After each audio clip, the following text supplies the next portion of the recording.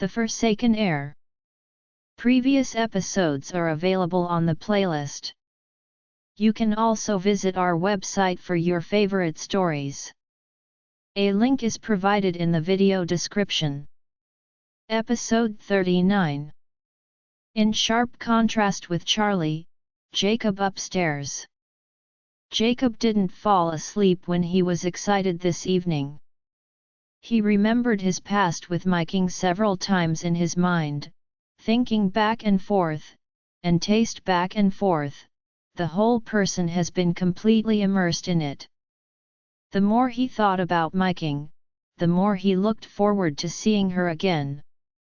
Early the next morning, Jacob, who hadn't slept the whole night, was rather vigorous, and his happy whole body was closed from ear to ear. He got up early to wash, and shaved his beard clean without leaving a single stubble. Then he combed his grey hair well, sprayed some styling spray, and then turned the box and the cabinet again and looked for it. Out of the high-end suit that he had been reluctant to wear. This suit was specially made in Hong Kong when the Wilson family was in its heyday.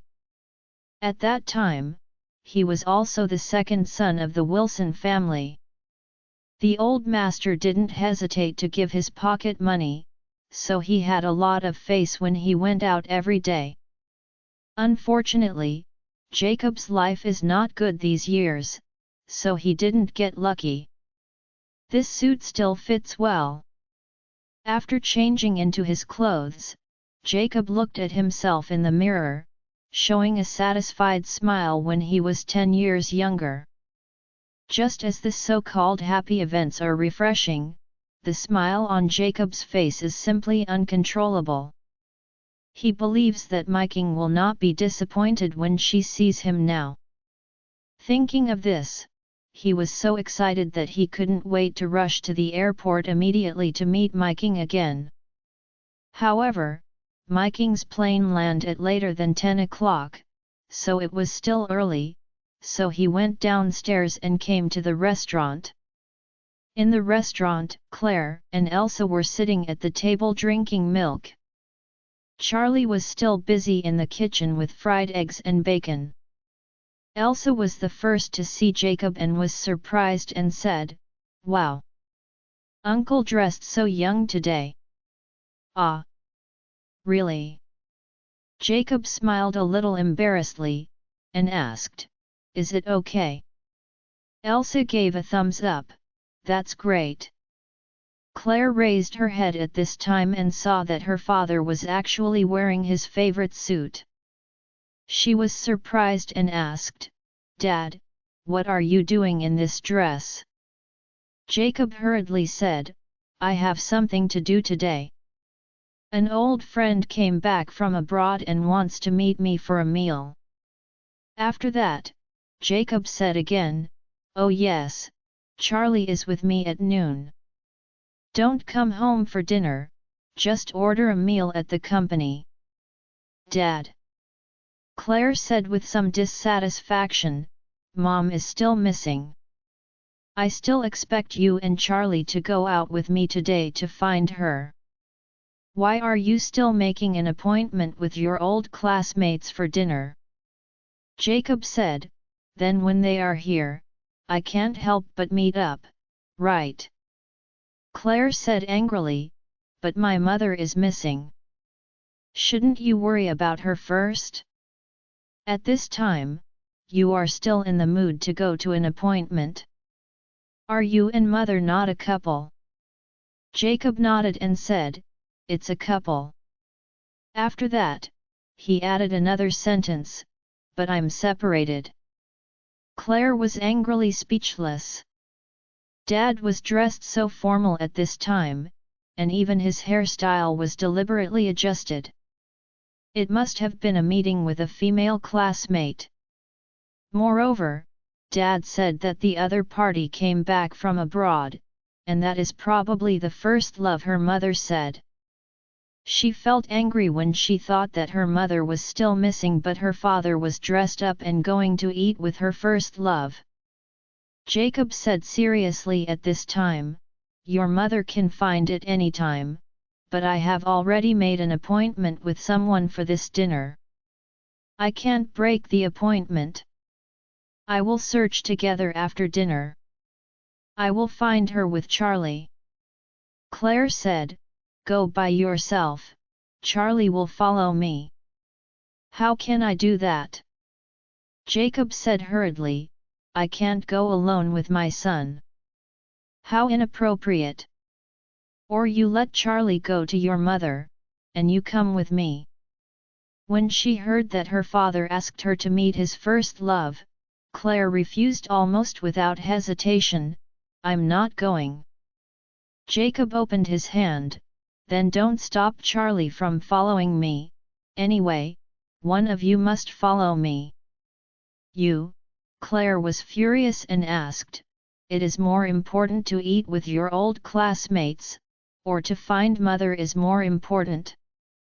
Dad, don't you know it clearly? Jacob blurted out, it is clear, of course it is more important to eat with old classmates. You, although Claire had always had a good temper, she was really going to be blown up at this time. Jacob said indifferently at this time, Claire, you have to understand one thing, this world does not revolve around your mother. There are 4 people in this family. Your mother and I have our own needs. You can revolve around your mother, but you can't force me or force Charlie to revolve around her. We don't have anything to live on. We don't have any needs of ourselves. Speaking of this, Jacob continued with a little excitement, could it be that if your mother can't find it back one day, I can't do other things a day, so I can only go out to find her? Then if she can't find it back forever, then I don't have to sit besides, I will find her to die in the second half of my life? If this is the case, then I would rather run away from home. Why should I do this? Claire was speechless. Although she knew that what her father was talking about was false, she still had to admit that there was some truth in this statement. Dad has been suppressed by mother for so many years, and now her mother has suddenly disappeared. For him, it should be a kind of relief, but also a kind of release.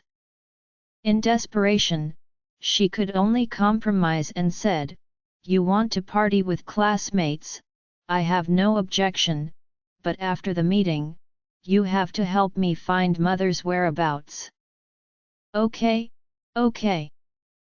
Jacob agreed repeatedly, and said with a smile, don't worry, I will go all out at that time. Charlie came out carrying fried eggs and bacon. He saw Jacob dressed up and said in surprise, oh, Dad, you are looking handsome today. Jacob smiled happily, and said, how about it, can you tell? Charlie nodded and said with a smile, that's so good. Claire rubbed her temples and said to Charlie, you accompany Dad to see his old classmates at noon.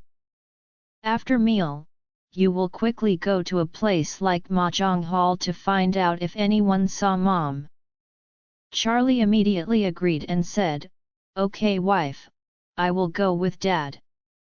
At the same time, breakfast was also started in the detention center. Elaine slept in the toilet all night. She was trembling all over. She was hungry and almost fainted. She was looking forward to eating breakfast to add something, otherwise she would really be hungry and faint. The 2 people who took the meal quickly brought back a plastic basket. Everyone went to take the meal. Elaine didn't dare to take it directly. Instead, she walked up to Gina Jones and asked pitifully, Sister Jones, can I have a bite? I haven't eaten anything for a day and night. Gina Jones frowned while drinking porridge and steamed buns, and asked her, what does it have to do with me whether you eat or not? Am I not letting you eat it? Elaine said bitterly, I'm afraid you will hit me again after I eat. Gina Jones sneered and said, it's good if you know it. If you want to eat, you can eat whatever you want. If you are full, you can get beaten up. Elaine knew this was a threat. As long as she eats by herself, even as long as she reaches out to get the meal, she will probably suffer a meal. So she cried and pleaded, Sister Jones, you beat, scolded, and punished yesterday. Please be merciful and forgive me. Gina Jones raised her eyebrows and asked, I can spare you, but who can bring my dead mother back to life? Do you know how miserable it was when she drank pesticides and finally lay in the hospital bed with breathless and suffocated breath? Elaine burst into tears and said, Sister Jones, I know you are a filial daughter, but I haven't harmed your mother. Gina Jones angrily said, you still talk nonsense with me? I tell you, my mother was killed by her unfilial daughter-in-law, so I feel sick when I see someone like you. You should be glad that it is not an ancient society, otherwise I would chop you out for the sky. The old Mrs. Wilson hummed triumphantly, Gina, you are so right. This kind of woman was supposed to be immersed in a pig cage in ancient times. It is the kind of bamboo cage, put her in it, and then put on a few big rocks and throw them into the river to drown her directly. Elaine was so frightened that she didn't dare to say anything, nor did she dare to eat. She could only bow her head and stand in front of Gina Jones, like a kid who made a mistake.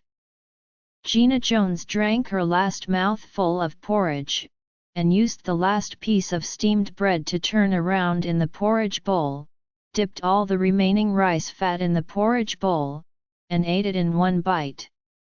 Afterwards, she said intently, Oh, I don't seem to be full. At this time, a female prisoner pointed to the plastic basket and said, Sister, isn't there still one portion left in there? You can eat that portion too. Gina Jones deliberately looked at Elaine with a smile, and asked with a grin, Oh Elaine, I have breakfast for you, are you okay? No comments, no comments. How can Elaine dare to say something? Can only nod like garlic. Gina Jones smiled and said, I'm fine, I am a person who exercises a lot, so I have a lot of appetite.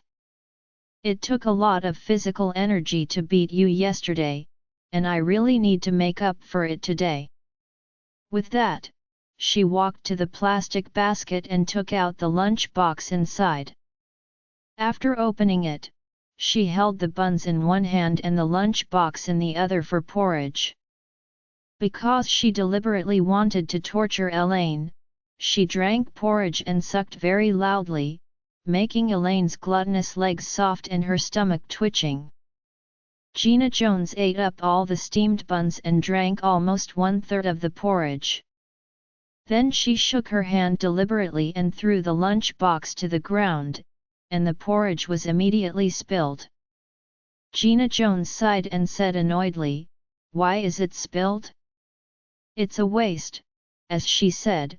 She waved to Elaine and said, Go to the toilet and get a mop, and mop this piece clean. Elaine has never cherished food in her entire life, and she has not even finished a bowl of rice cleanly, but now looking at the pool of rice porridge on the ground, she feels very distressed. Seeing her eyes fixed on the rice porridge on the ground, Gina Jones smiled and said, Elaine, if you are hungry, you can also kneel on the ground and lick the porridge. When Elaine heard this, she felt wronged and wanted to die. Kneeling on the ground and licking porridge? How dirty this ground is!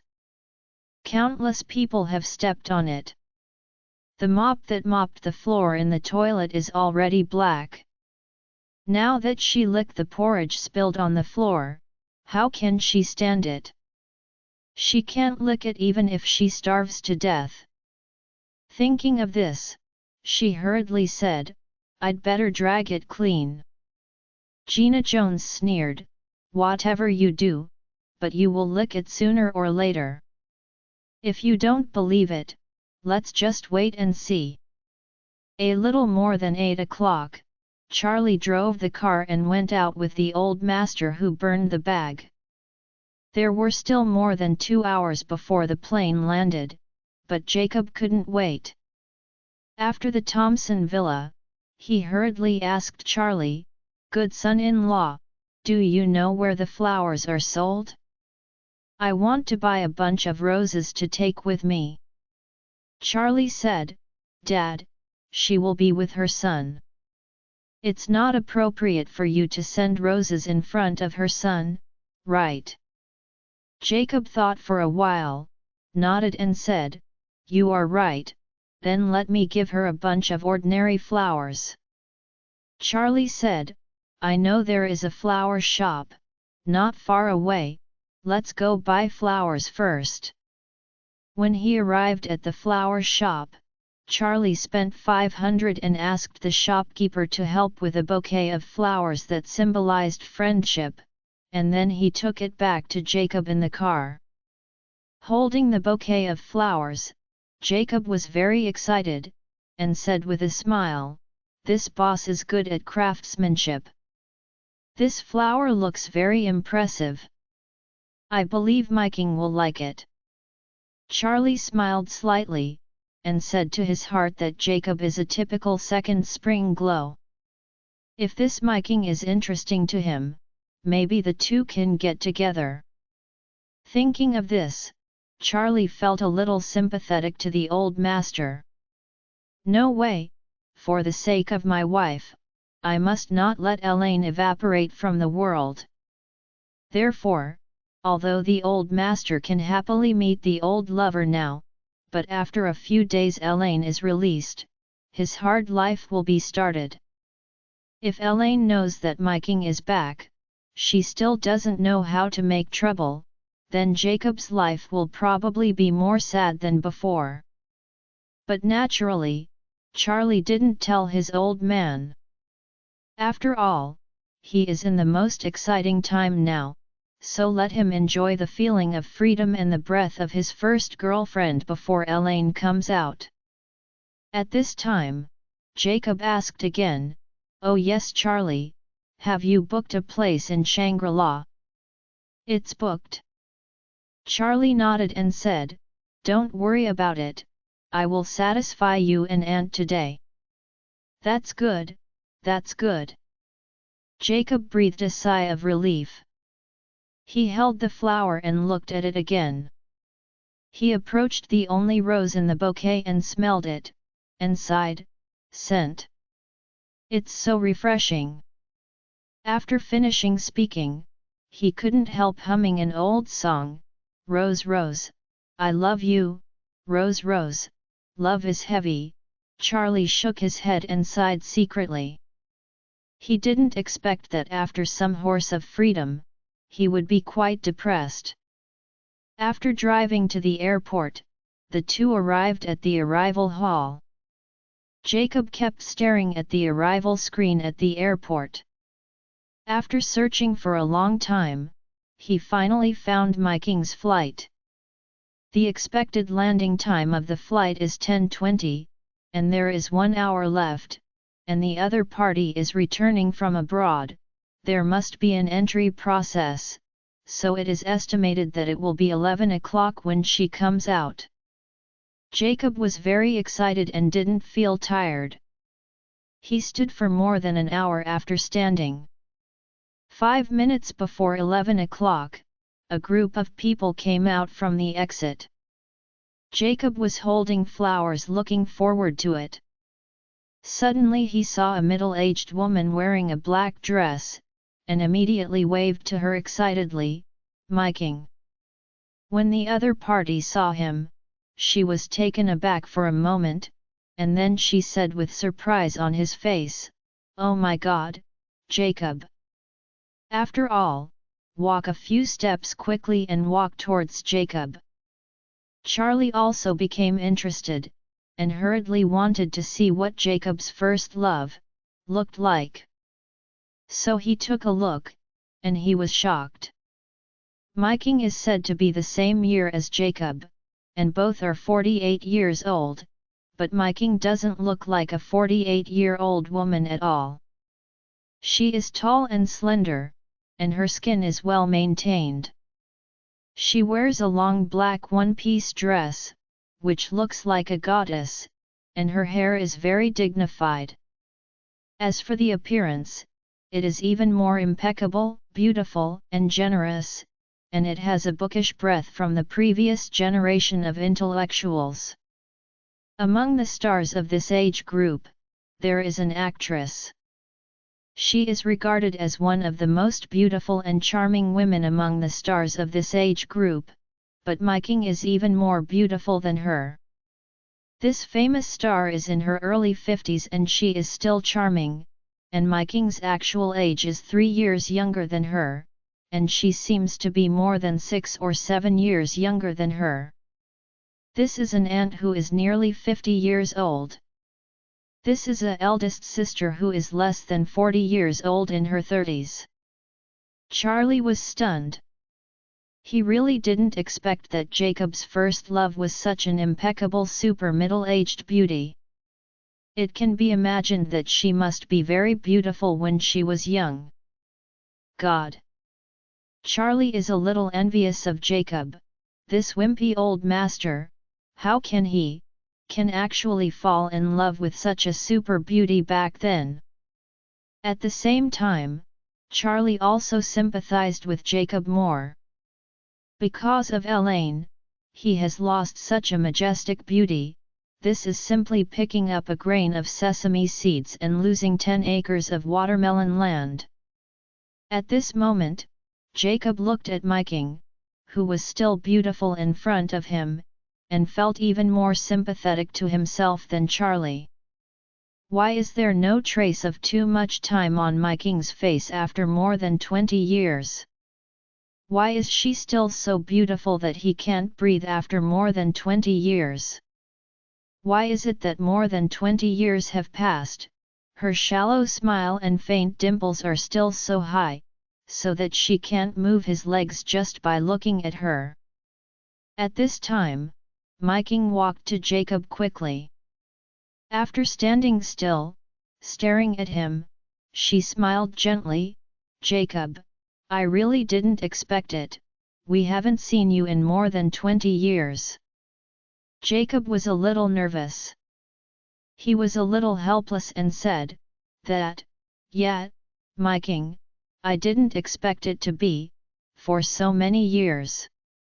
When Charlie saw that the old master was still holding the flowers when he was talking to Miking, he forgot to give them to her, and hurriedly reminded him behind him, Dad, don't hold the flowers all the time, give them to her.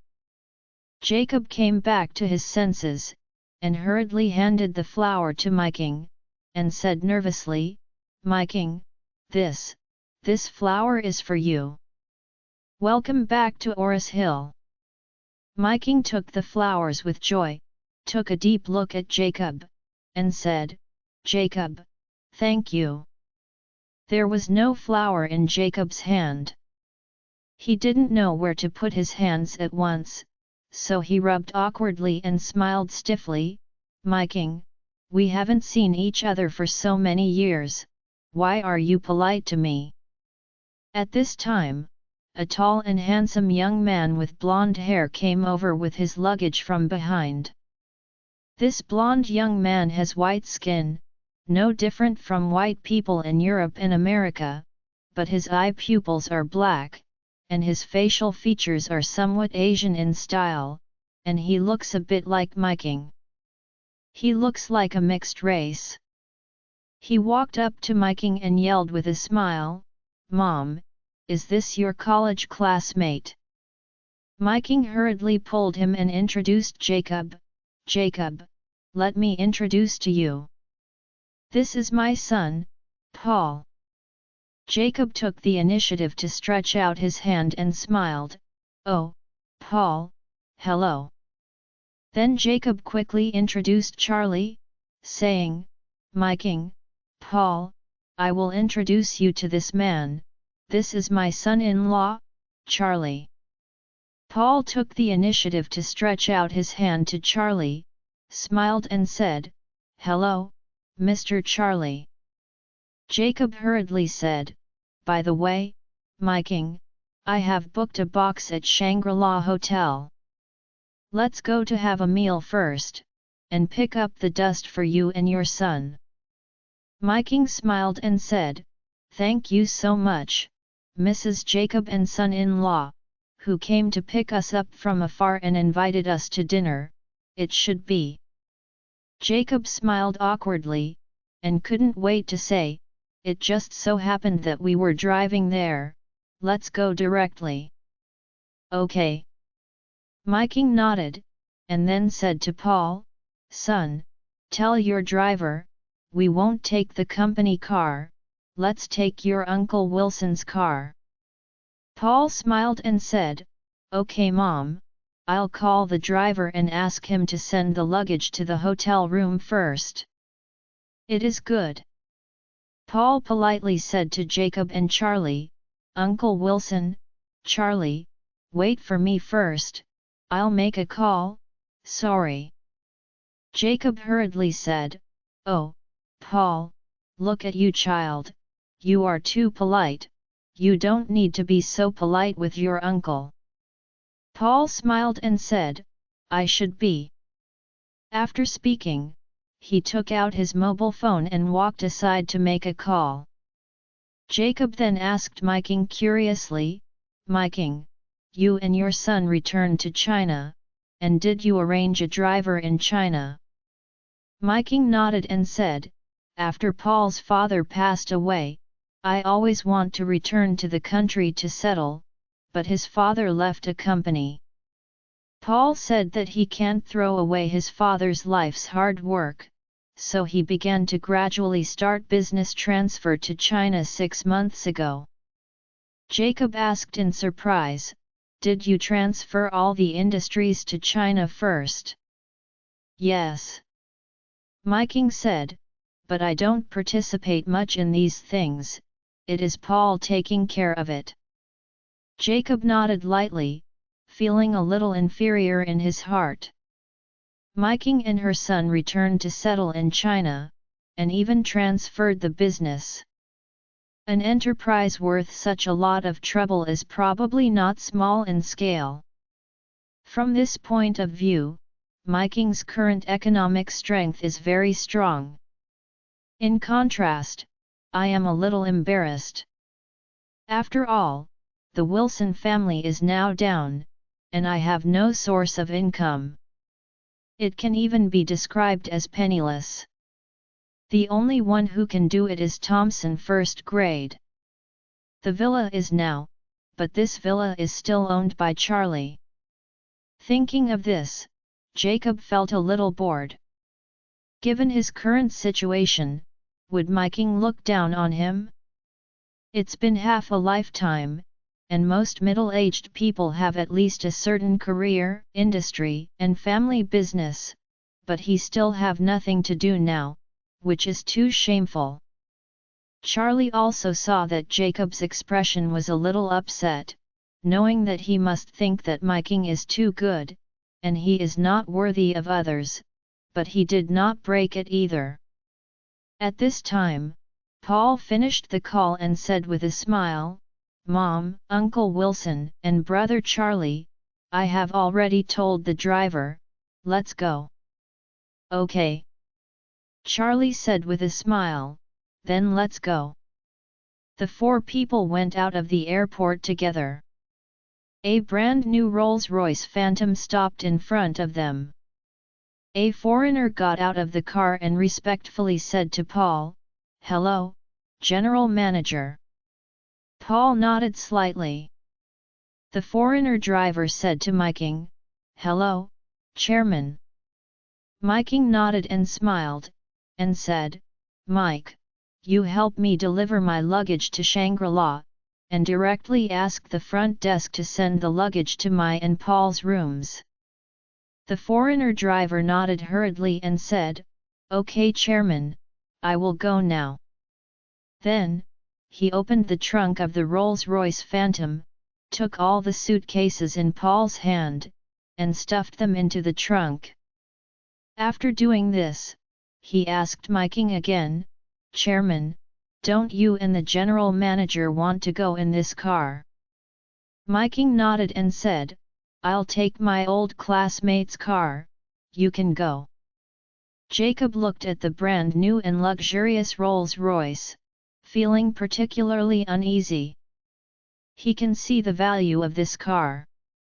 The bare car costs 8 or 9 million, and this car is equipped with a pure gold little golden man logo, and it costs more than 200,000. Therefore, Jacob felt even more inferior. He couldn't help but said to Miking, "Oh, Miking, you should take this less Royce over there. My car is not up to grade. I'm afraid that you won't get used to it and you will be wronged again."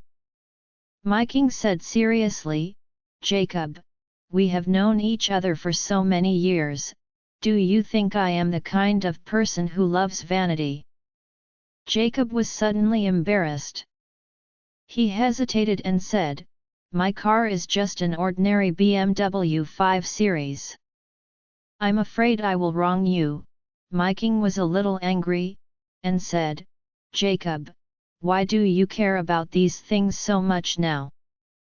Rolls-Royce and BMW 5 Series are all the same, even if it is still the kind of 28-year-old bicycle popular among your male students. Are they all a means of transportation?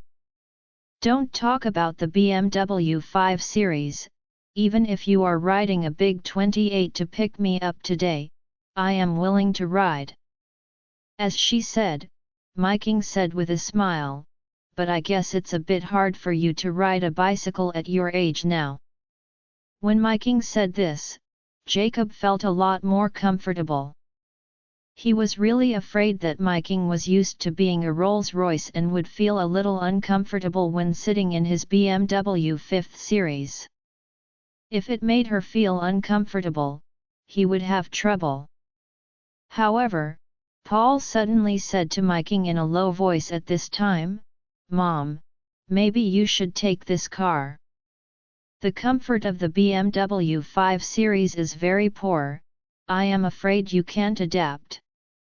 Miking waved her hand, and also whispered, "When you see my old classmates in the future, don't drive this public car. Ask if your company has the most common commercial car, like the Buick GL8 2 or 3.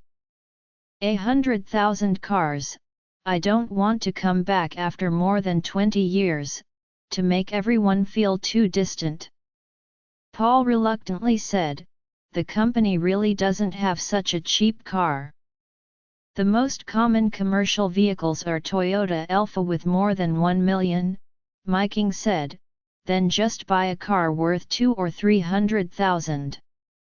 Paul had no choice but to nod his head and said, "Well, since you have ordered, then I will arrange it." After speaking, he stepped to the driver and told him, "Go back and buy a Buick GL8. The driver was taken aback for a moment and said, "General Manager, our company doesn't have such a low-end car." Paul said, "It's okay, just go buy one and come back." "Okay, sir." Because Charlie's physical fitness far exceeds that of ordinary people, he couldn't help but admire Miking very much when he heard the whispers among them.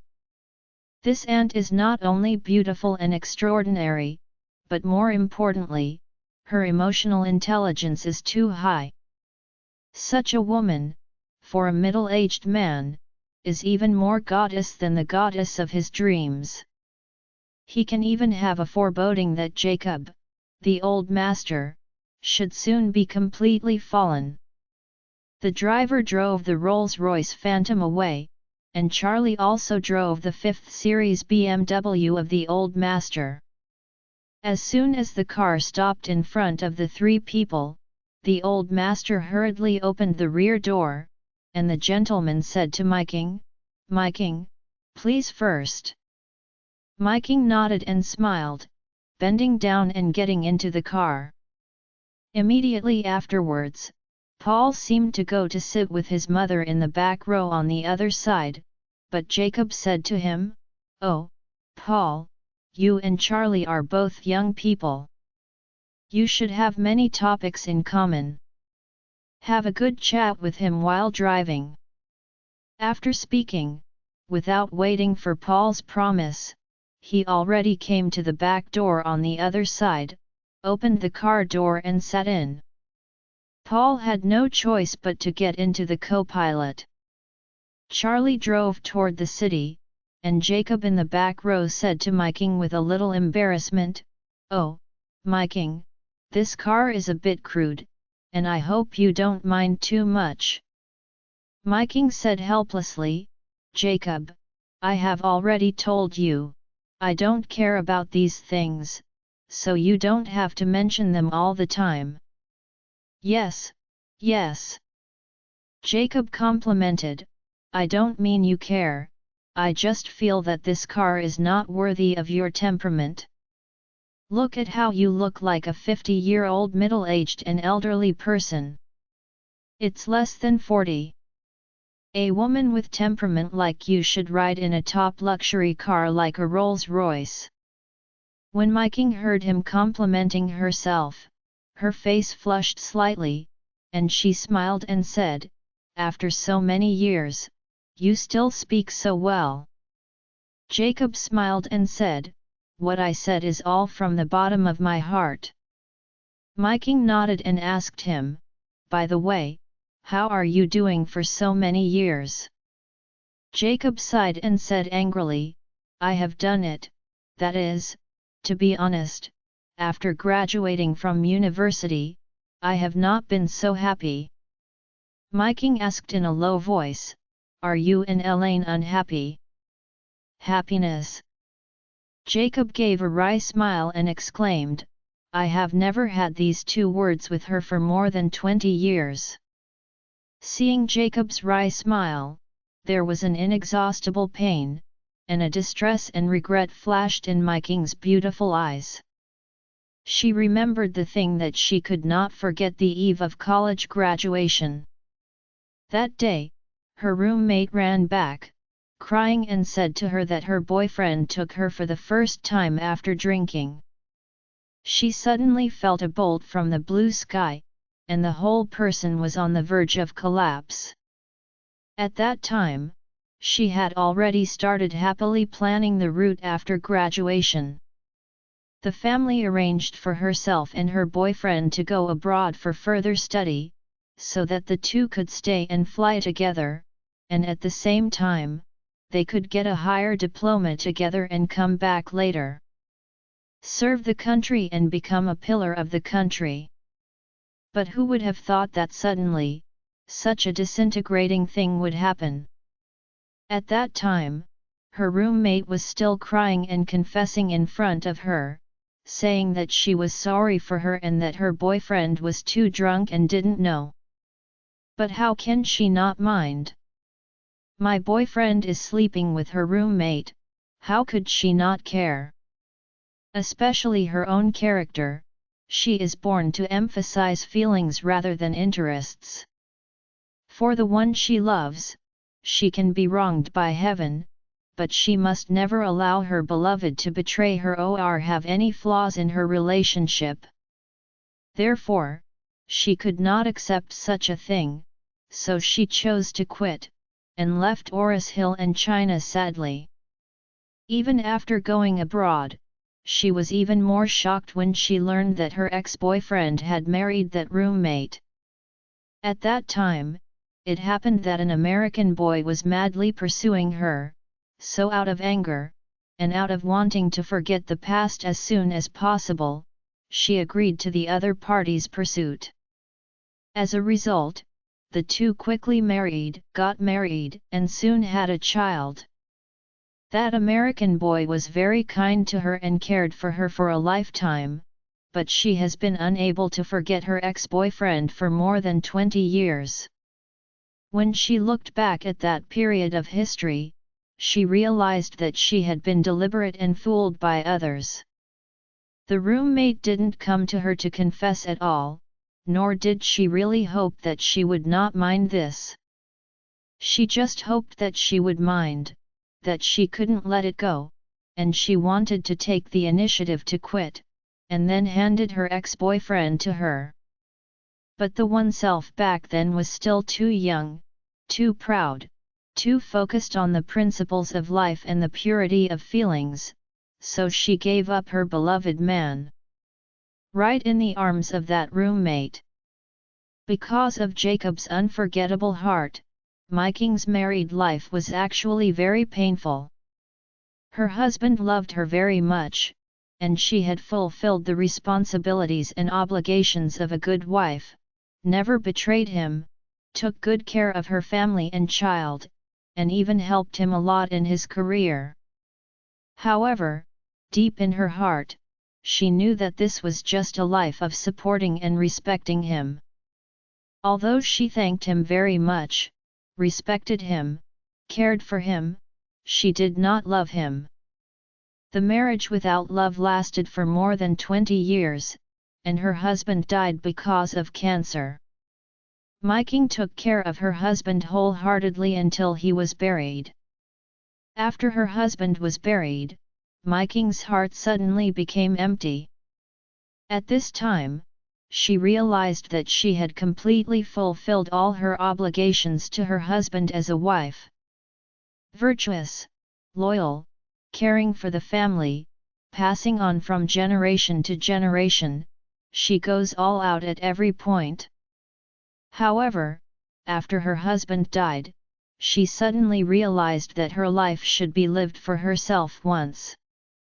So, she resolutely prepared to return home. And what she wanted to see most when she returned to China was Jacob, who was impulsively handed over to Elaine. However, she really did not expect that Jacob and Elaine would be so unhappy. In the words of Jacob, he hasn't felt happiness in more than 20 years, so how much torment in these days. Although she hasn't felt true love for more than 20 years, but fortunately, her husband treats her very well, even if there is no love, at least he is still very happy. Jacob was also very melancholy at this time.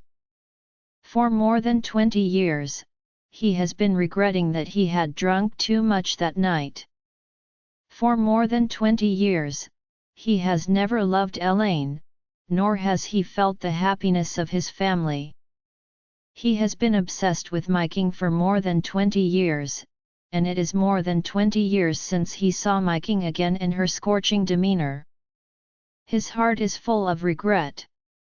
He should have been with this perfect, humble, intellectual, and understanding woman for half of his life. But why? Just missed her and came together with a shrew like Elaine. At this moment, Jacob felt that what he had missed was the whole world. Jacob recalled this in his heart, his eyes flushed, and 2 lines of tears could not help but flow out. The main reason is that the current Miking is too perfect. Even if Charlie saw it, he felt that she was more than 100,000 times stronger than Elaine, and Jacob spent more than 20 years with a biche who only had 1 in 100,000 of his ex-girlfriend. Now that he looks at Miking and thinks about it again, can he feel uncomfortable in his heart? When Miking saw Jacob's tears, she felt even more uncomfortable. She also regretted. Regret shouldn't have left him on impulse. In the past 20 years, he has not been happy and he has no love. Both people suffered the same torture. Since this is the case, why did separate in the first place? She knew that he couldn't like Elaine. She knew that he must have completely lost consciousness before being taken advantage of by Elaine. She even knew in the subconscious that Elaine was behind the scenes. However, she couldn't help that arrogance at the time. The results of it? For more than 20 years, the two people have no real happiness. Thinking of this, Miking felt very uncomfortable. She quietly took out a pack of tissues from her bag, took out one, and stuffed it into Jacob's hand. Jacob originally turned his face to the window, not wanting Miking to see his tears, but suddenly he was stuffed with a tissue in his hand. He hurriedly looked at Miking on the side, only to find that her eyes were also choked. Tears gleaming. At this moment, Jacob asked herself in his heart, does Miking still have feelings for him? If she really still has feelings for him, can she reconnect with her? Thinking of this, when he was excited, he suddenly became nervous again. He was nervous. Where did Elaine go, and will she come back? If she didn't come back, how nice it would be. He can pursue Miking wholeheartedly. He is already 50 years old, and if he doesn't pursue true love, he will never have love for his life. But what if Elaine comes back? If that bitch knew that Miking was back, she would be crazy. She will definitely observe at her, and will never let him have the opportunity to meet or contact Miking. More importantly, once Elaine sees Miking now, she will definitely be stimulated. Because now Miking is much more beautiful than Elaine, and more temperamental than her, more educated than her, richer than her, and more cultivated than her, in every aspect, she is much better than her. So compared to her, Elaine is just a mess of stinky shit. Jacob couldn't help begging to heaven in his heart, hoping that Elaine would never come back. She had harmed him for more than 20 years, so she should give him some freedom. After all, it was really not easy to bear her for more than 20 years. If Elaine never comes back, then he believes that he must have the opportunity to continue to be with Miking and to continue his relationship. Moreover, he thinks that Miking's son is still a very nice person, and he should be able to accept him as his stepdad. And his daughter Claire is also a more sensible and filial girl. If her mother indeed goes missing, she would not object to his search for his second spring without gambling. After all, it is impossible for him to live alone after Elaine disappeared. The only thing he worried about now was whether Elaine, a woman, would return. So he can only pray to God. And he didn't know at this moment. It is not God that can decide all of this, but his son-in-law, Charlie. After Charlie drove to Shangri-La, the hotel staff immediately stepped forward and opened the door.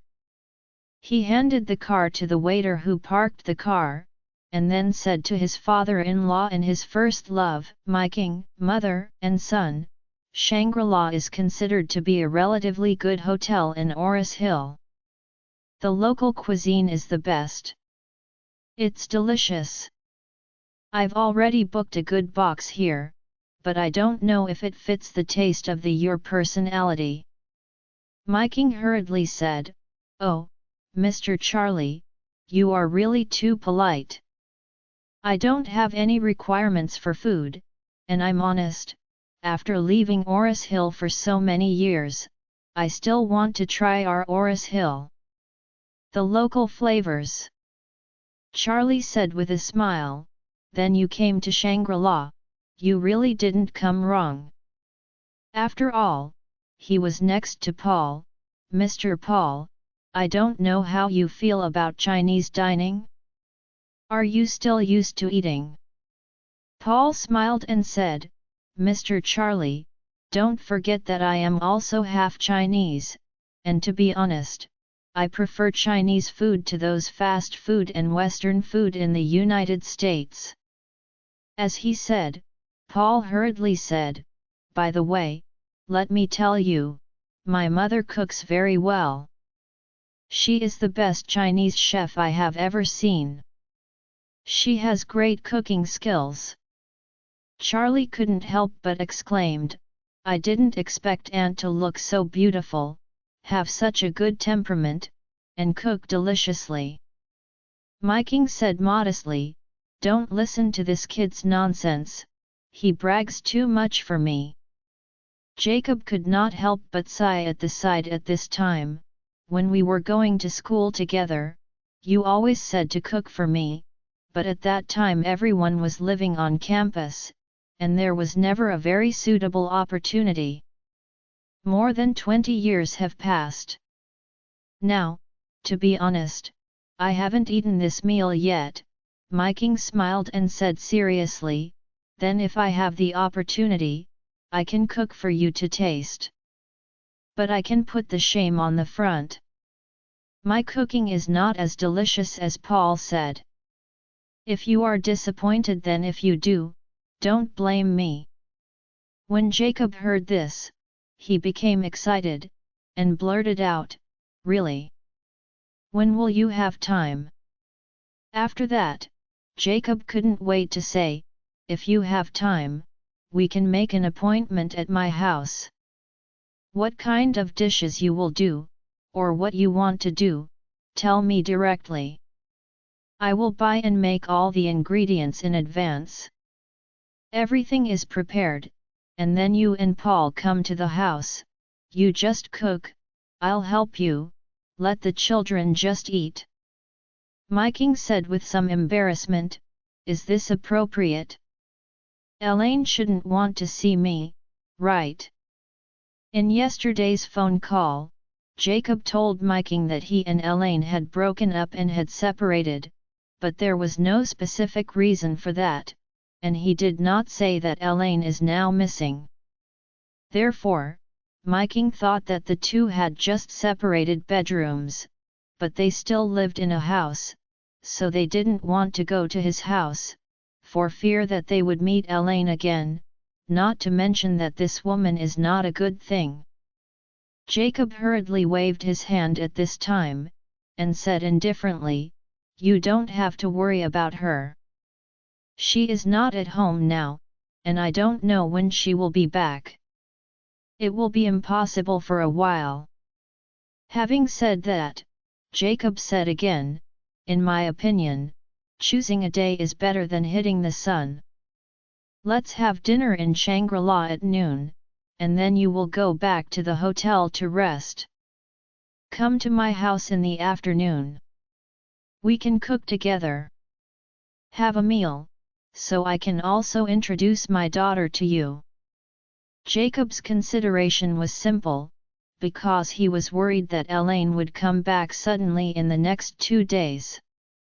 In case she suddenly returned home, then she would not have such a good opportunity. Killing him, he would not dare to invite Miking to eat at his home while Elaine is still at home.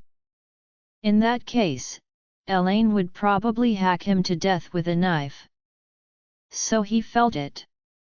If he want to have such an opportunity, he must do it as soon as possible, and the sooner the better. Miking couldn't help thinking back then. Because her hometown was in Suzhou, when she was studying in Oris Hill, she could only live in a dormitory.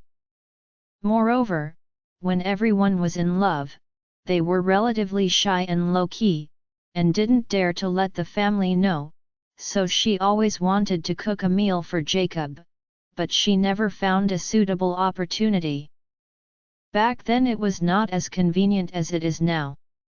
Now if you want to find a place to cook for couples, you can directly find a hotel apartment or a short-term rental family apartment to solve the problem, and there are kitchen utensils, everything. But at that time, there was no such condition. Even if you are staying in an ordinary guest house outside, you need to open a letter of introduction by your unit. Therefore, young people at that time are in love. It is impossible to go out to a hotel or guest house to open a room.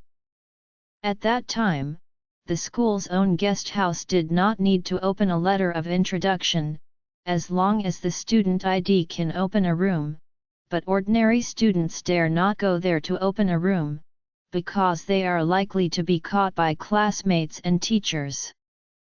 The first time that Miking and Jacob tasted the forbidden fruit was when Jacob secretly took her home one night when there was no one in Wilson's house. The two of them hurriedly finished it at home. After that, the two wanted to taste that taste again. They could only wait until Jacob had no one at home. However, in the Wilson family at that time, although the eldest brother Noah went to school in other places, most of the projects of Mr. Wilson were in the local area and he did not often go out. And Mrs. Wilson seldom travels far, so the chance of no one at home was extremely rare. Therefore, for a long time, when two people wanted to try the forbidden fruit, they could only choose to go to the school grove, or in the park of Orris Hill, or to abandoned houses or even construction sites. Most college students of that era used this way to fall in love, and there was no way. It seems crazy now, but it was really normal in that era. After all, young people's hormones need to be released and there is no suitable venue to choose from. Especially the small woods in the school are the most popular. They are dark inside. There may be a pair every 10 meters. Everyone can hear other people's voices, but no one says nothing and doesn't look at other people. A tacit understanding, each busy with own things. Because no one can see who, and no one knows who it is, no one feels ashamed. Sometimes, the school teacher took a flashlight to catch in the small woods. Thought that at most 1 or 2 couples could be caught in it, but unexpectedly, he was shocked as if he plunged into a pile of wild ducks. A sky full of wild ducks. Now, when two people think back to the past in their hearts, especially when they think back to the bits and pieces of the two people together, even now they seem crazy, romantic, or shameful details. There is an extraordinary throbbing in heart. Charlie found that Miking's face suddenly turned red. And the whole person seems to be still shy. He couldn't help thinking in his heart, didn't he just ask to go to the house to cook and eat? Why did this ant suddenly blush?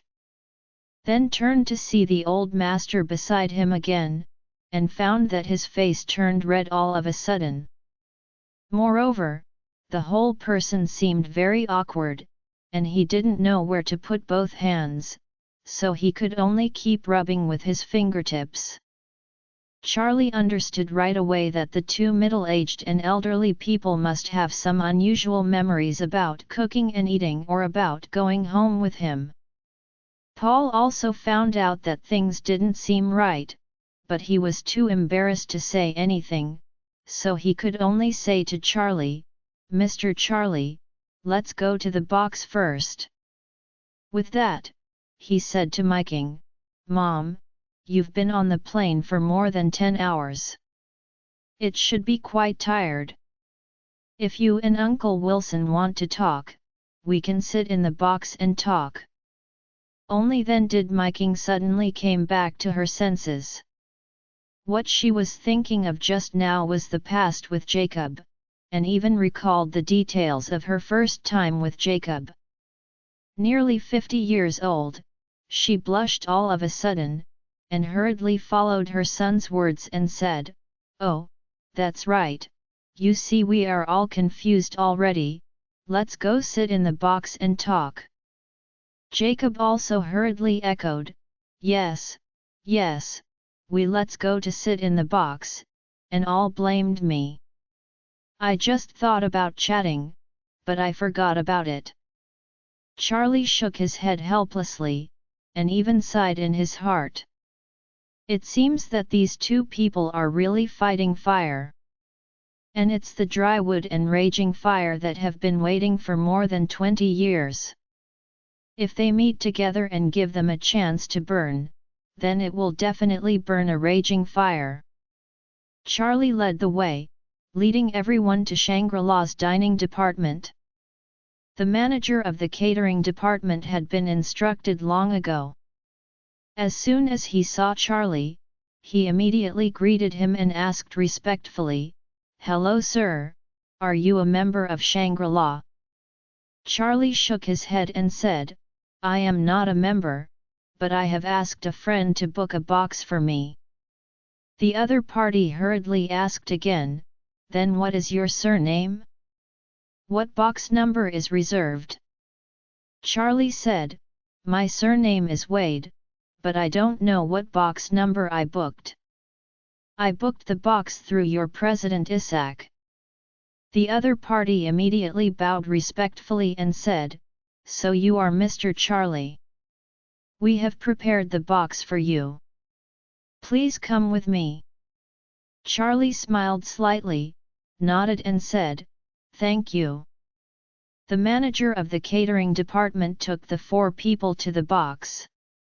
Paul asked Charlie curiously, "Mr. Charlie, do you know Mr. Isaac here?" Charlie nodded and smiled and said, "I know, but I'm not familiar."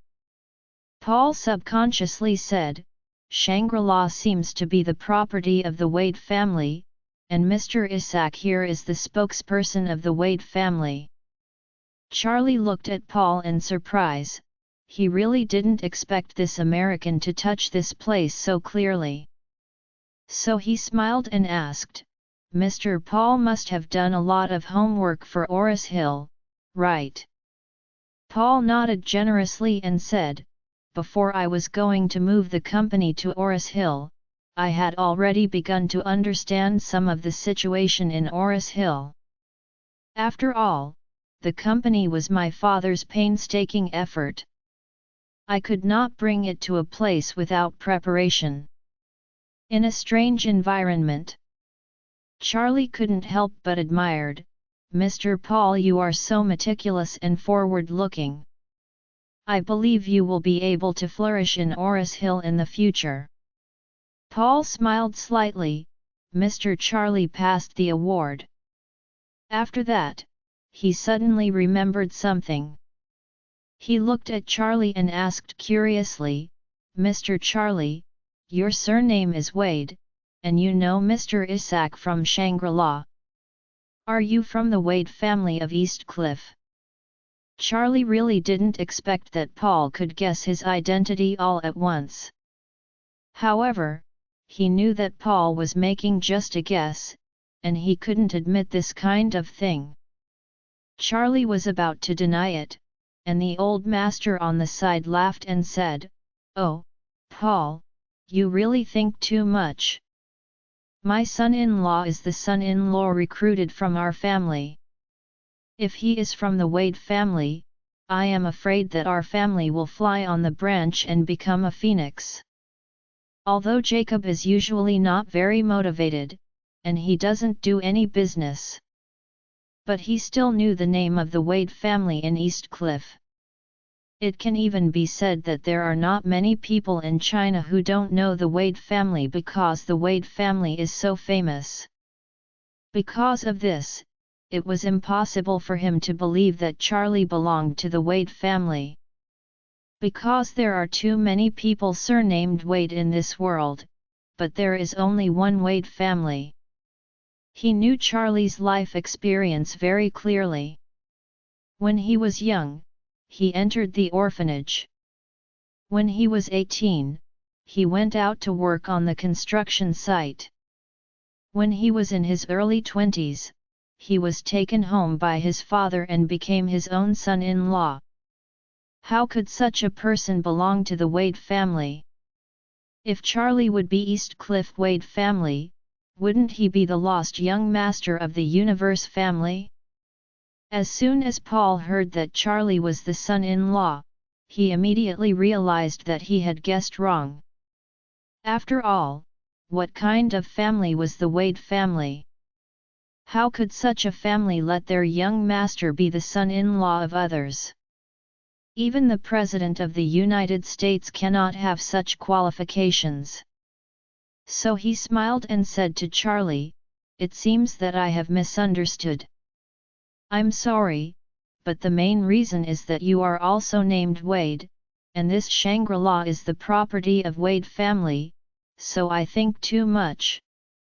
I hope Mr. Charlie will forgive me a lot."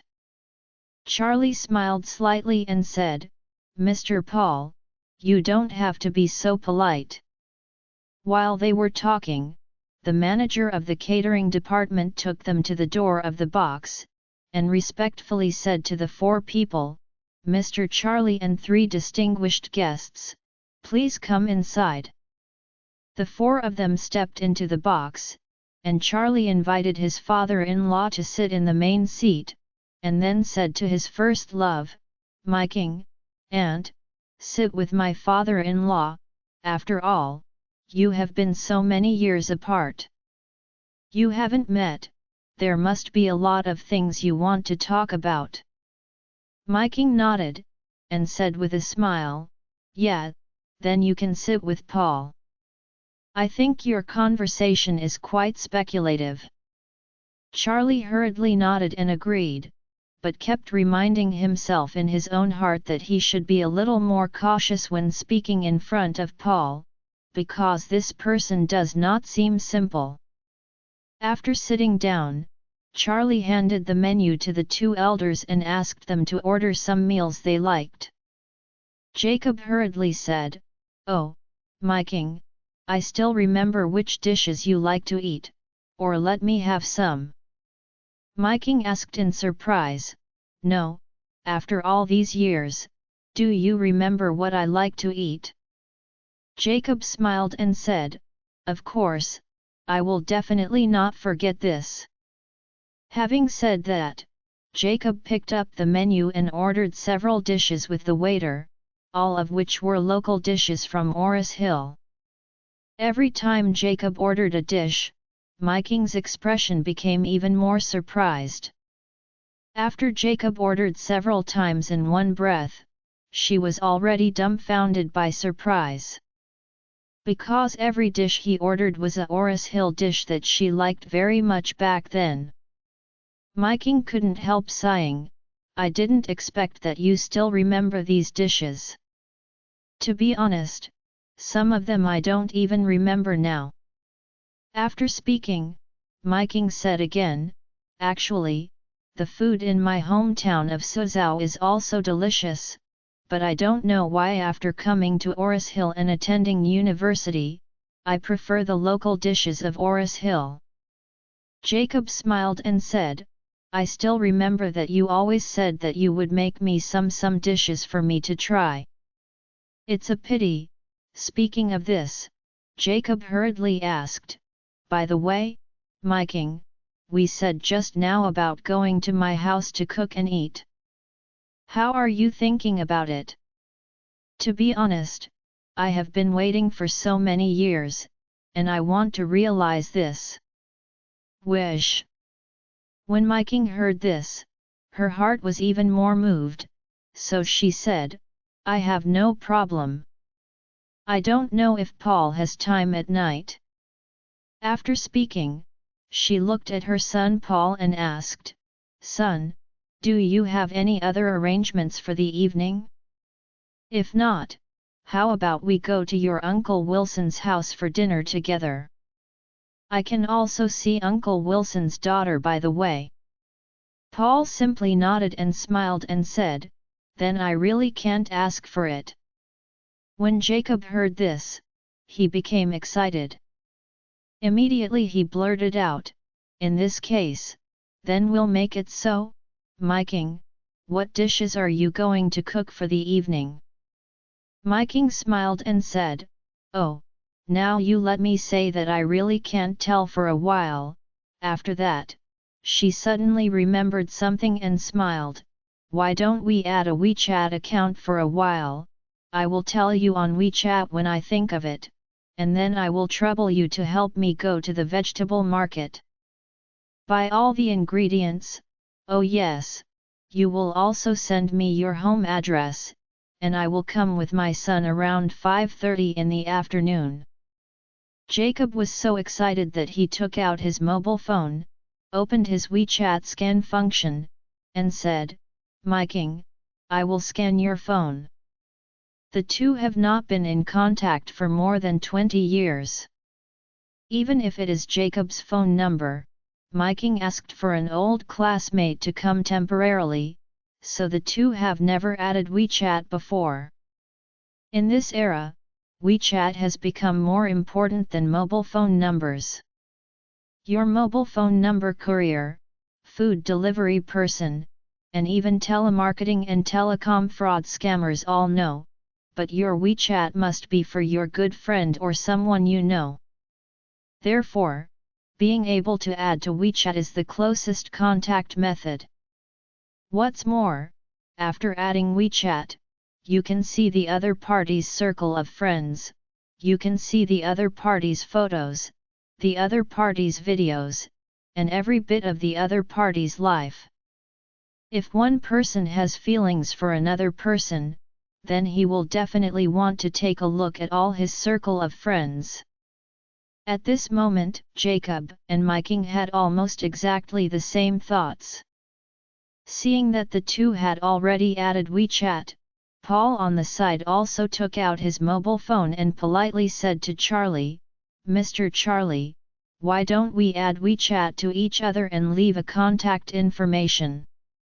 Charlie actually doesn't like adding strangers to WeChat, but since Paul took the initiative to say it, but he is not easy to refuse, so he turned on his mobile phone and scanned it and said, "Okay, let me scan yours." After the two added WeChat, Paul asked Charlie curiously, "Mr. Charlie, I want to know, what do you do?" Charlie smiled slightly and said, "I'm not as high as I am. I just stay at home. My usual job is cleaning, washing clothes, buying vegetables, and cooking." After listening to Paul, he was taken aback, but he didn't show any eyes or expressions that looked down upon Charlie. He smiled and said, "Mr. Charlie, this life is also very leisurely and elegant. To be honest, I am envious." After all, Paul was born in a family of high-ranking intellectuals, so the overall quality is quite high, not like others. When he heard that Charlie is the son-in-law, he looked at him differently. And Charlie didn't feel any embarrassment. After all, it was not a day or two for him to have the bad feelings about being the live-in son-in-law. At this time, Paul said to Charlie again, "By the way, Mr. Charlie, since you know Mr. Isaac from Shangri-La, but I don't know if it is convenient for you to take some time to recommend me? After all, I just moved the company back to Oris Hill. We also need to actively expand Oris Hill's local resources and contacts. If Mr. Charlie can help me with this, then I will definitely not treat you badly." Charlie did not want Paul to know how close he was to Isaac. After all, he almost guessed the relationship between himself and the Wade family just now. If he really got to know Isaac through himself, he might have learned from it. Taste more details. So he apologized and said to Paul, "Mr. Paul, to tell you, I don't know Mr. Isaac, I just have a personal relationship with a friend of him, and I am ashamed of this. That person is I met when I helped others watch Feng Shui." "Feng Shui?" Paul asked in surprise. "Mr. Charlie, are you a Feng Shui master?" Charlie smiled lightly and said calmly, "I can't talk about what Feng Shui master is. It's nothing more than reading a few books and learning with the old master for a while. To put it bluntly, it's somewhat foolish. Jacob on the side was afraid that Charlie would be embarrassed, and asked roundly, "By the way, Paul, what business does your company do?" "They have moved from the United States to Oris Hill specifically, so the business should be very large, right?"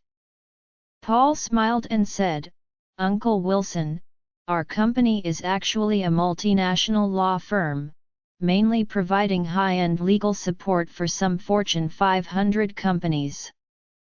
Jacob asked in surprise, "Paul, are you a lawyer yourself?" Paul nodded and said, "Yes, Uncle Wilson, my dad and I both lawyers." "To be clear, I have inherited his mantle." Jacob said with emotion, "The requirements for being a lawyer in the United States seem to be very high, right? Generally speaking, it seems that you need a PhD." Paul smiled slightly and said, "Uncle Wilson, you are right. There are two professions in the United States that have the highest requirements for academic qualifications. One is a doctor and the other is a lawyer. Generally speaking, a registered lawyer must be at least a law school graduated with a master's degree." Jacob nodded slightly and asked, "Then what degree you have?" Paul humbly said, "I am PhD from Yale Law School." Jacob nodded in amazement and said, "Yale University, that is a world-class university. It is really amazing to be admitted to a doctorate in this kind of university." Paul said seriously, "Uncle tells you that even if you get a doctoral degree, you only have the qualifications to be a regular lawyer. A truly good lawyer needs a long period of growth, some even 10 years. More than a year of working experience and practical experience in hundreds of successful cases are not enough, so for me, I am just an entry-level elementary school student." Speaking of this, Paul looked at his mother, Miking, and said, "Actually, I have just graduated. If I were to run our own law firm independently, my own experience would not be enough, so I'm just on the surface. I assumed the position of general manager, but it was my mother who really helped me behind the scenes, and even guided me to run the company. Without her help, the company would probably be destroyed in my hands." Jacob looked at Miking in surprise, and blurted out, "Oh, Miking, are you very proficient in law and law firms?" Paul smiled and said, "Uncle Wilson, don't underestimate my mother. In fact, my mother is also a PhD student at Yale Law School. She and my father met and married at Yale Law School. My dad founded the family's law firm, and my mother has been there to assist him. Without my mother's good help, my dad's career would not be successful." Immediately, Paul sighed with self-deprecation, "It's just that my ability hasn't grown up yet, so I have to bother my mother all the time." Miking smiled and said, "Son, in fact, you have done a very good job. Mom especially hopes that you can grow up as soon as possible, and then take over the company as a whole. In this case, Mom won't have to work so hard anymore." With that, Miking couldn't help sighing. Mom is now back to China and Oris Hill. The biggest idea in my heart is not to start our family's business in Oris Hill, but to enjoy the retirement life of a Chinese laden in the city. Afterwards, Miking looked at Jacob and sighed in her heart, "I have been working hard in the United States for so many years, but I am actually very tired of my career. In addition, I have never really felt the taste of love, so I now want to go back to China, let go of all that before, concentrate on being a lady, and if given the opportunity, she even hopes to be able to be with Jacob, her first love. If you continue the frontier, this will make up for the regrets that she have had for many years.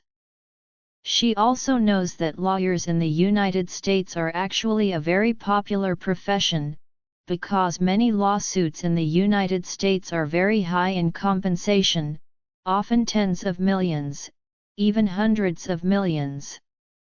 According to media reports, a few years ago, someone sued Marlboro, a famous American tobacco brand, for inducing smoking and causing death.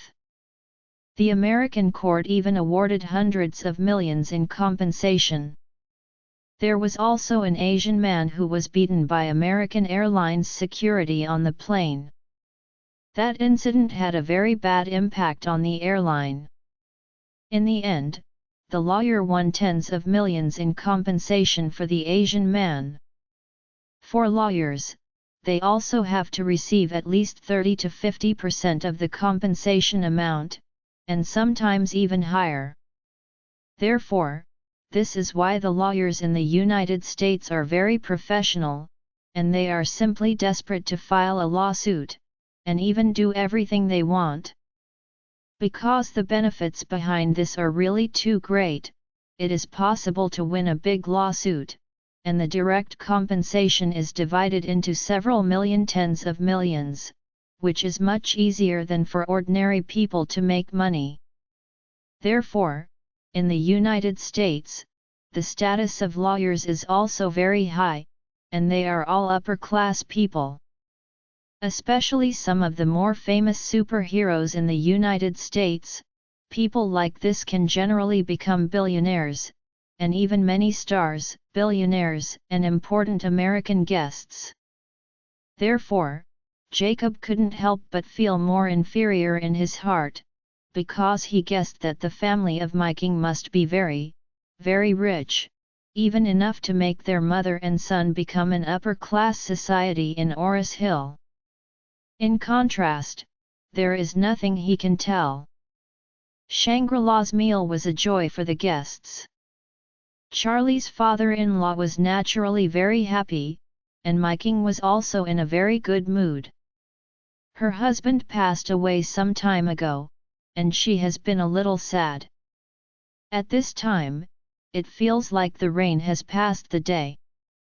Paul looked very pleased when he saw his mother in such a good mood. As for Charlie, he just hit the old master who felt sorry for him. Because Miking is so good, he can't imagine how many old men in Oris Hill will pursue her crazy after such a beautiful, temperament, single and golden Lady Wilson returns to Oris Hill. It is estimated that the old man will only be troubled in the future. Increase, not decrease.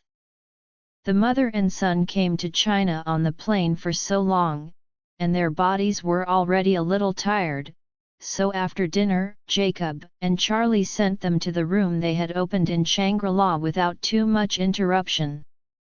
When he arrived at the guest room department, Jacob was again irritated, because Miking and her son both opened super luxurious executive suites. Shangri-La's luxurious executive suite is second only to the presidential suite. It can accommodate 4 people and the rent per night is tens of thousands. It can be said to be very luxurious. You can live in this type of room if you can go out, and it's a set per person. The financial capacity of Miking's family is very strong. After bidding farewell, Charlie and Jacob left the hotel together. As soon as he left the hotel door, Jacob couldn't help but take a deep breath, then he couldn't help but sigh again. Charlie sighed with emotion when he saw him next to him, and couldn't help asking, "Dad, what are you sighing for?" Jacob said with a sad face, "I really didn't expect it. I really didn't expect Miking to have such a good life in the United States. I didn't expect that their family even had a law firm of their own. Compared with her, I am really useless.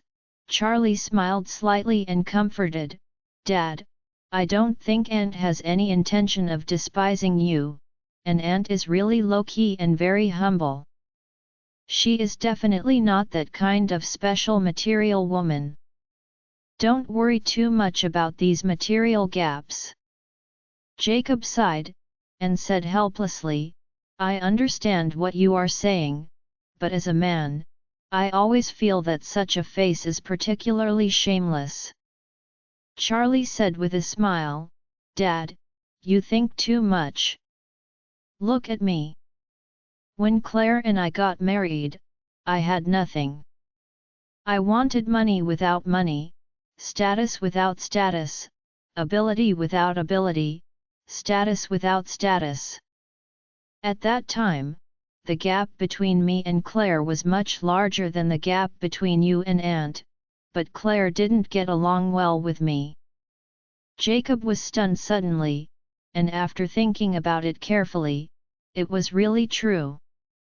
He thinks so much now, it doesn't make any sense, because with his current ability and current family background, it is impossible to surpass Miking. Is it because he can't surpass her, he can never be with her?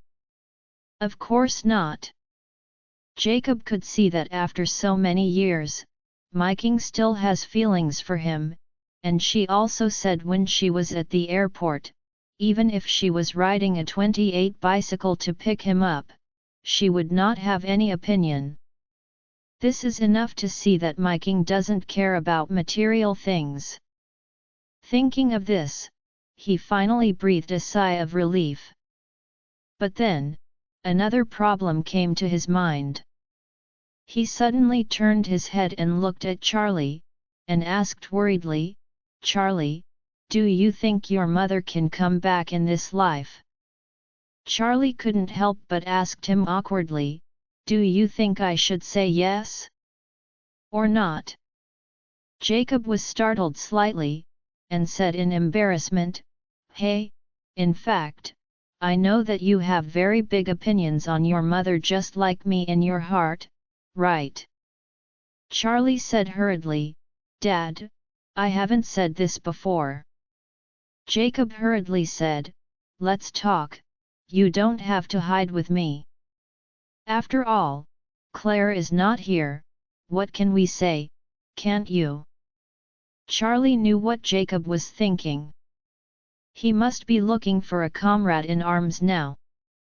Because he didn't want his mother-in-law to come back, but his wife was very eager to find her mother to return home as soon as possible. Therefore, a psychological confrontation formed between the father and daughter.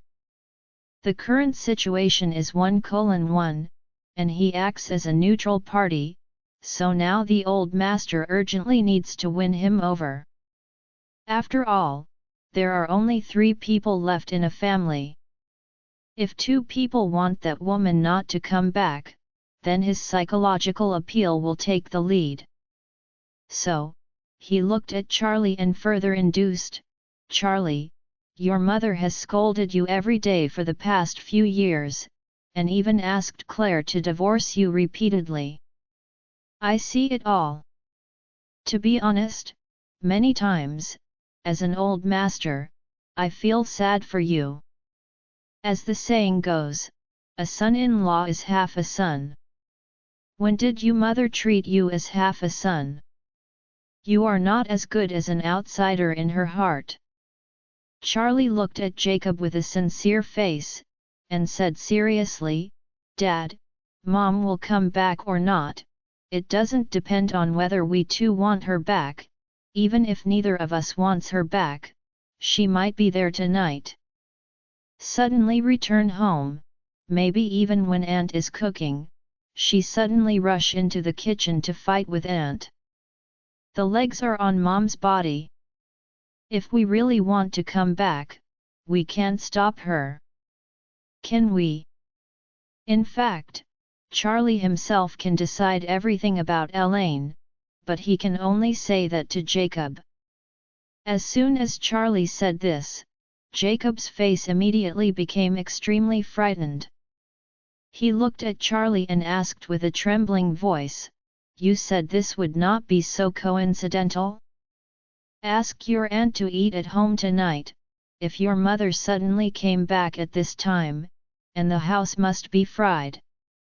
According to your mother's character, she is going to kill people." Seeing that Jacob was so frightened and worried, Charlie hurriedly said, "Dad, I don't think Mom will be back tonight, so please feel free to invite Aunt to home for dinner." Jacob was said to be scared by him, and blurted out, "How can you be sure that your mother won't come back? Like you just said, the legs are on her body. What if she does come back?"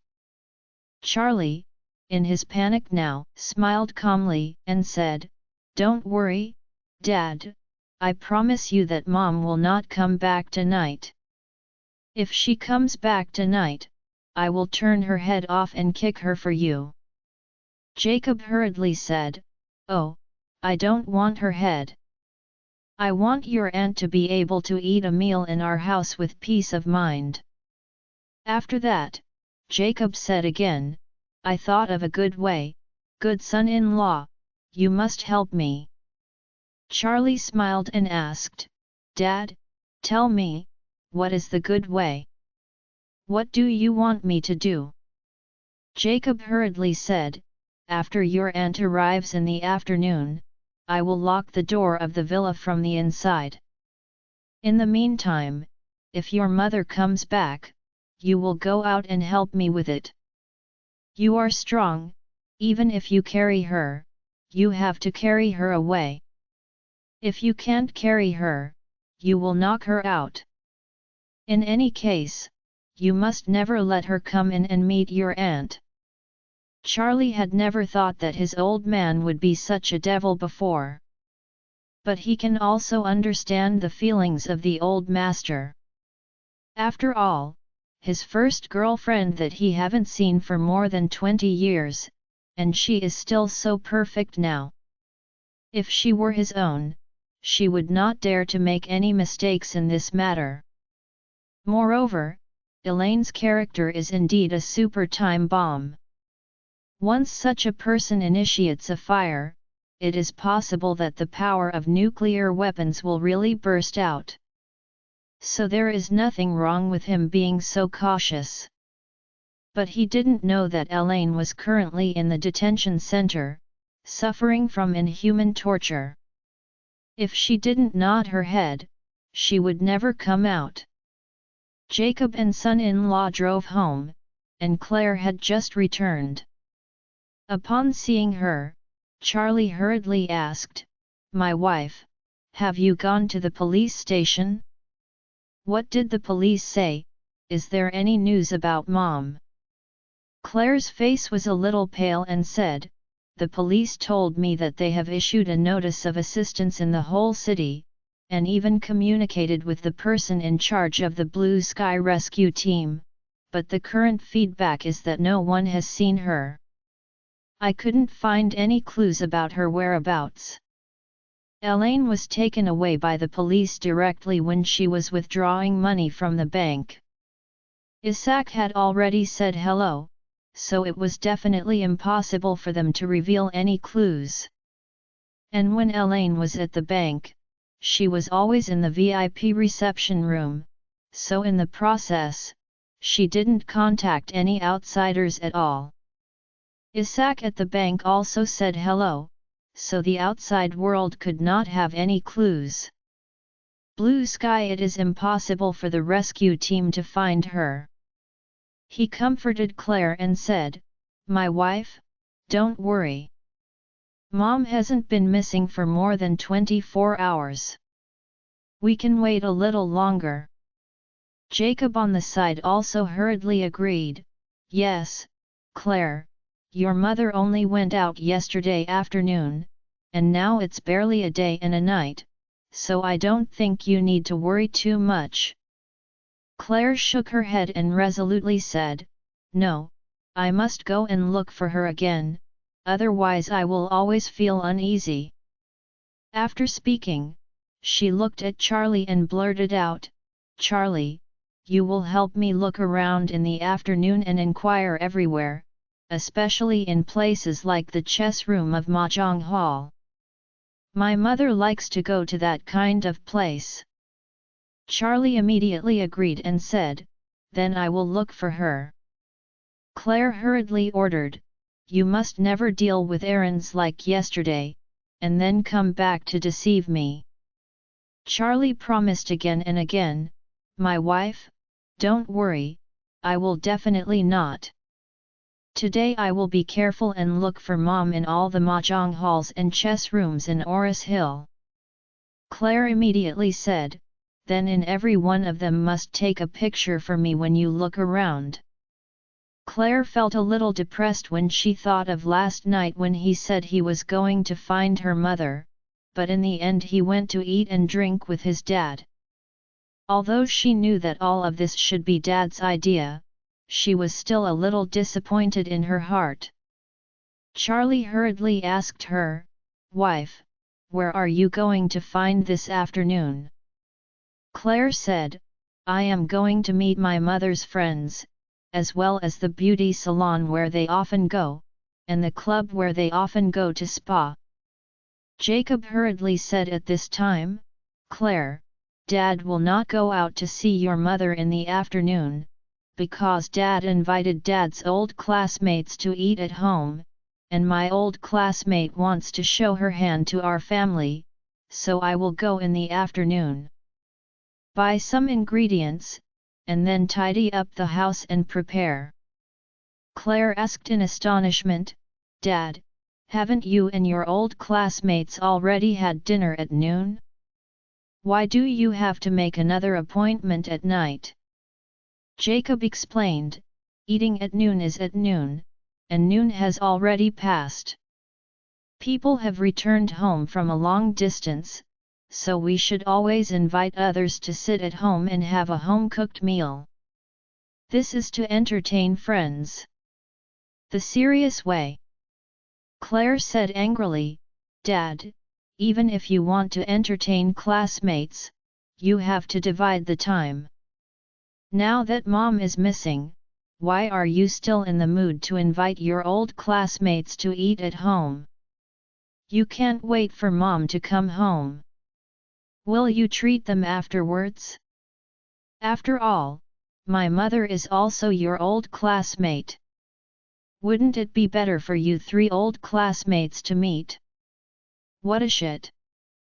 Jacob muttered in his heart, "It is because your mother is missing that I feel in the mood, and I have the courage to invite my old classmates to eat at home, otherwise I would be killed, I would not have the guts."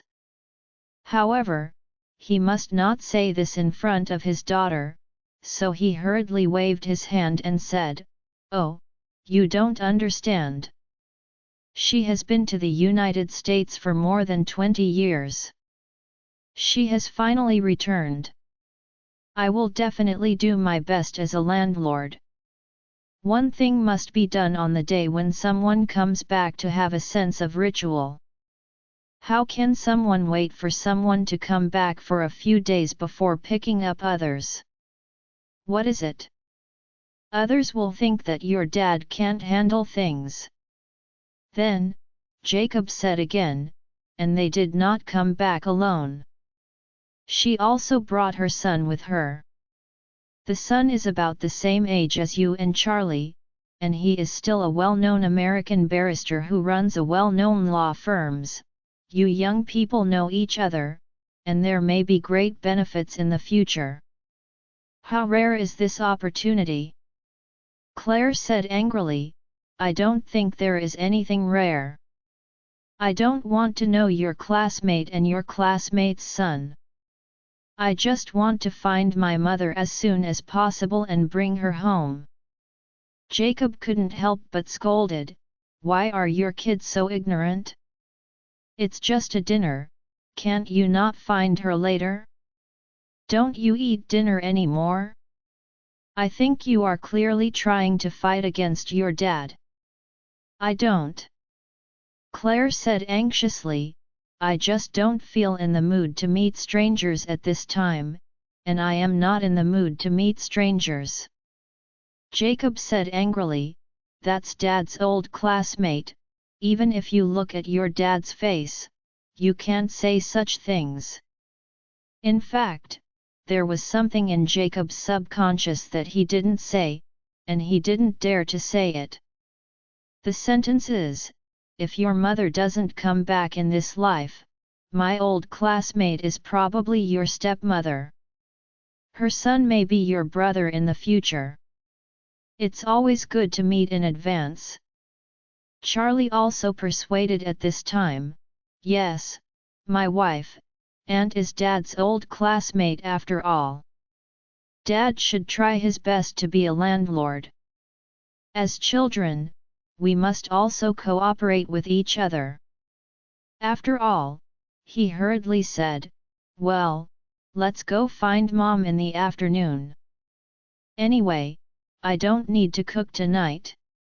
Aunt is here to cook. Then let Dad go shopping in the afternoon, and then Aunt will come to cook at home. We will come back to eat directly after we finish looking for Mom. We can go out to look for after dinner, then it won't take up our time to find Mom too much, don't you think?" Claire also felt that her speech was a bit heavy just now, and was worried about how to end the scene. Seeing that Charlie was coming to fight the fire at this time, she followed his words, nodded and said, "That's it, just as you say." Jacob let out a sigh of relief, and couldn't help but give Charlie a grateful look. At this moment, in Oris Hill Detention Center, Elaine watched everyone finish their lunch, and watched Gina Jones finish her lunch, almost collapsed in sadness. She hasn't eaten anything for more than 24 hours, and after a few more beatings, she was forced to sleep all night in a cold and humid toilet. Now she is dizzy with hunger, and she is on the verge of fainting. But she dared not express any dissatisfaction, because Gina Jones might come up to beat her again at any time. Old Mrs. Wilson had a small appetite, and after she was full, half of the rice was left in the lunchbox. She deliberately carried the lunchbox, paced to Elaine, handed the lunchbox to Elaine, and asked with a smile, "You haven't eaten anything for one night a day. It's uncomfortable to go hungry? Would you like to have 2 bites?" Elaine looked at the Lady Wilson incredulously, and asked cautiously, "Mom, do you really let me eat it?" The old Mrs. Wilson nodded and said, "Seeing that you have been hungry for so long, I still feel uncomfortable. As long as you don't think I am dirty, just eat my leftovers." The food at noon in the detention center was not good, just a stew and a rice, and there was nothing fishy in the stew. But even so, Elaine was still drooling when she smelled the scent of the food. She still cares about whether the Lady Wilson is dirty or not. As long as she eats a bite, she can accept it as long as she doesn't let herself lick from the ground. So she hurriedly said gratefully, "Thank you, Mom, thank you." After speaking, she had to reach out to pick up the Lady Wilson's lunchbox. Just when her hand touched the lunchbox, the Lady Wilson directly dumped all the leftovers and rice soup on her head. Afterwards, the old Mrs. Wilson looked at her and sneered, "You don't think I am dirty, I think you are dirty, you are a shameless woman who deserves to eat my leftovers. Pooh! If I throw it away or feed the dog, it won't be for you." Only then did Elaine realize that she was being tricked by the Lady Wilson. She didn't care about wiping off the food on her head. She broke down and cried, "When will you stop to torture me? I've been so miserable, why are you still? Can't you let me go?"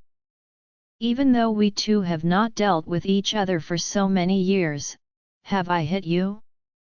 Have I touched you? But what did you do to me? You want to kill me?" Mrs. Wilson coldly snorted, and said disdainfully, "Do you have to beat me before I can beat you? If you are in awe of me and are honest and polite, invite me into Thompson's villa, would I still do this to you?" Elaine cried and said, "I know I was wrong. I really know I was wrong. If I have a chance to go out, I will use the 8-lift sedan chair to carry you back to the villa of Thompson, and I will give the best room for you to live in." After speaking, Elaine said again, "Didn't I have written you a letter? You just have to wait until your 15-day detention period expires and take that letter to find Claire. She will definitely be in the first grade. Thompson arranged a room for you in my villa.